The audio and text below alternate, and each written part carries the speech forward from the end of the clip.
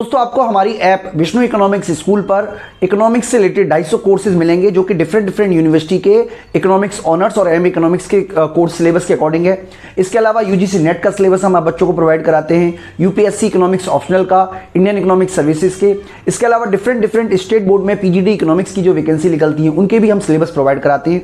तो ये सारे के सारे कोर्स आपको हमारी ऐप विष्णु इकोनॉमिक्स स्कूल में मिलेंगे। यूजीसी नेट की तैयारी कर रहे हैं तो यूजीसी नेट के लिए हम पूरा का पूरा कोर्स डिज़ाइन किया हुआ है और अब हम आप बच्चों को माइक्रो इकोनॉमिक्स के बारे में डिस्कस करेंगे कि किस तरीके से आप माइक्रो इकोनॉमिक्स की तैयारी कर सकते हो। तो बच्चों हमारा जो आप एक कह सकते हो, इसके लिए आप 3 बुक आप यूज़ कर सकते हो। हालांकि आपको इनमें से कोई एक ही बुक यूज़ करनी है। एक तो एडवांस इकोनॉमिक्स थ्योरी है जो कि एच.एल. आहूजा सर की बुक है, अच्छी बुक है। जितने भी कंटेंट आपको कहीं और नहीं मिलेंगे वो सारे के सारे इसके अंदर मिल जाएंगे। मैथमेटिकली और नॉन मैथमेटिकली दोनों तरीके से इसे एक्सप्लेन किया हुआ है, तो आप इस बुक के थ्रू भी जा सकते हैं। ये बुक्स हिंदी और इंग्लिश में भी अवेलेबल है। इसके अलावा अगर आप हिंदी मीडियम के ही स्टूडेंट हैं तो ये वाली बुक आप ले सकते हो, उच्च आर्थिक सिद्धांत, जो कि डॉक्टर अनुपम अग्रवाल की है। इस बुक का यूज़ मैंने किया हुआ है, अच्छी बुक है, बिना डाउट आप इस बुक दोनों बुक्स में से किसी एक बुक को बाय कर सकते हो।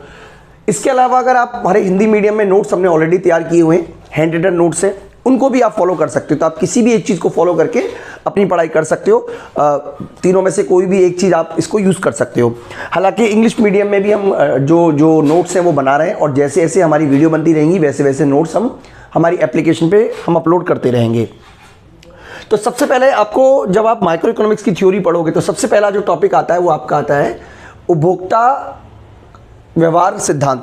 ये थोड़ा सा सेव करने में दिक्कत हो गई है, मैं लिख देता हूँ उपभोक्ता व्यवहार सिद्धांत। ठीक है, उपभोक्ता व्यवहार सिद्धांत हमारे पढ़ना है, थ्योरी ऑफ कंज्यूमर बिहेवियर।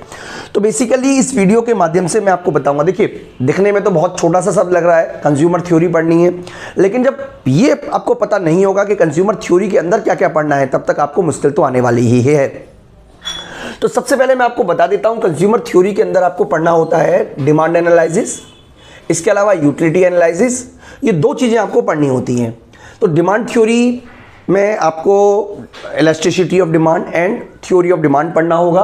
यानी कि अगर आप इसमें दोनों टॉपिक कवर करते हैं, जिसमें इलास्टिसिटी के जो मेथड है, मेजरमेंट है, फैक्टर है, स्लोप किस तरीके का होता है, फैक्टर्स क्या हैं, तमाम चीज़ें आपको पढ़नी चाहिए, कोई भी चीज़ आपको छोड़नी नहीं है। इसके अलावा जब यूटिलिटी एनालिसिस की बात करते हैं तो यूटिलिटी एनालिसिस में कार्डिनल अप्रोच आती है जो कि मार्शल के द्वारा दी गई है। इसके अलावा ऑर्डिनल अप्रोच आती है। एडिनल अप्रोच जो है वो हिक्स की है। देखिए ऑर्डिनल अप्रोच केवल इंडिफरेंस कर नहीं है, इसके अलावा रिवील्ड प्रेफरेंस थ्योरी भी है और रिवीजन थ्योरी ऑफ डिमांड भी है। तो ये सारे की सारी चीज़ें आपको पढ़नी चाहिए, तब जाके आपका कंज्यूमर बिहेवियर का चैप्टर कंप्लीट होगा। यानी कि अगर आप कंज्यूमर बिहेवियर पढ़ना चाहते हो तो आपको कौन कौन से चैप्टर पढ़ने पड़ेंगे। चैप्टर नंबर 1 जो कि आपका है demand analysis, elasticity of demand, इसके अलावा यूटिलिटी एनालिसिस ये पढ़ना पड़ेगा, इंडिफरेंस कर पढ़ना पड़ेगा, रिवील्ड प्रेफरेंस थ्योरी पढ़नी पड़ेगी और रिवीजन थ्योरी ऑफ डिमांड, जिसको कि हम लॉजिकल ऑर्डरिंग थ्योरी भी कहते हैं।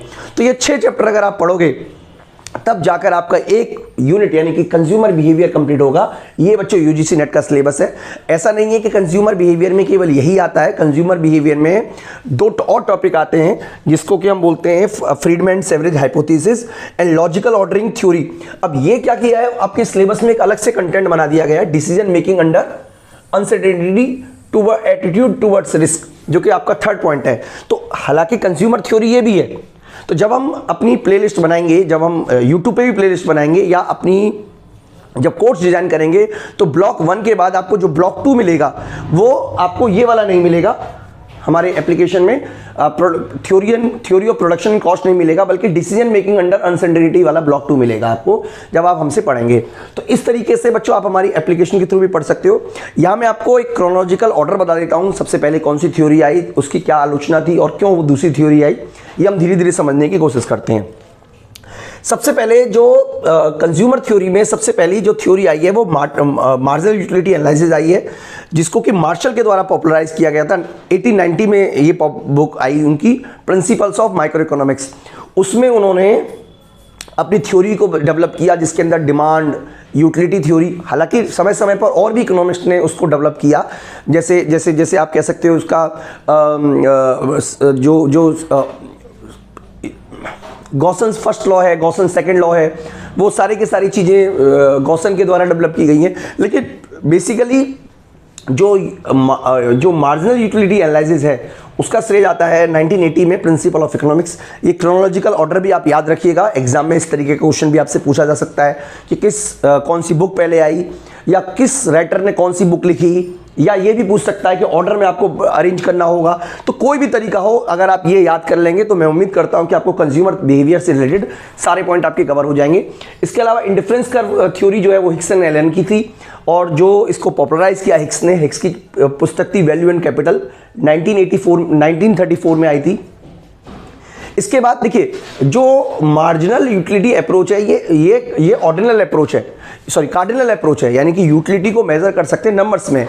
इसको विरोध करने के लिए, इस बात को गलत ठहराने के लिए ही हिक्स ने इंडिफरेंस कर्व अप्रोच को डेवलप किया, जो कि कार्डिनल अप्रोच है, यानी कि यहां पे यूटिलिटी को हम मेजर नहीं कर सकते, केवल नंबर में अरेंज कर सकते हैं, तो वो कार्डिनल अप्रोच हो गई।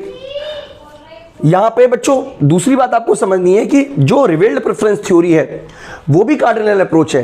हिक्स ने जो यूज किया था वो यूज किया था वीक ऑर्डर, और जो सैमुअल्सन है उनकी थ्योरी बेस्ड है स्ट्रॉन्ग ऑर्डर पर। वीक ऑर्डर क्या है, स्ट्रॉन्ग ऑर्डर क्या है, ये सब कुछ हमने डिस्कस किया हुआ है बच्चों। अब मैं छोटी सी वीडियो में इतना सारा कैसे बढ़ा दूंगा, इसलिए धीरे धीरे करके आप जुड़े रहिए, आपको कंसेप्ट समझ में आते रहेंगे। तो ये थ्योरी के बाद जो थ्योरी डेवलप हुई है कि अनसर्टेनिटी के केस में हम किस तरीके से बिहेवियर करते हैं, जब रिस्क होता है हम किस तरीके के बिहेवियर करते हैं, तो न्यूमैन मॉर्गेस्टन की अप्रोच आती है 1944 में। बुक का नाम था the theory of game and economic behaviour.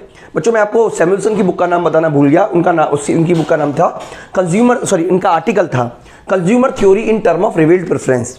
इसके अलावा फ्रीडमैन एवरेज की एक हाइपोथेसिस है, ये हाइपोथेसिस 1948 में आई, ये भी कंज्यूमर बिहेवियर के अंदर ही आती है। इसके अलावा the utility analysis is involving risk.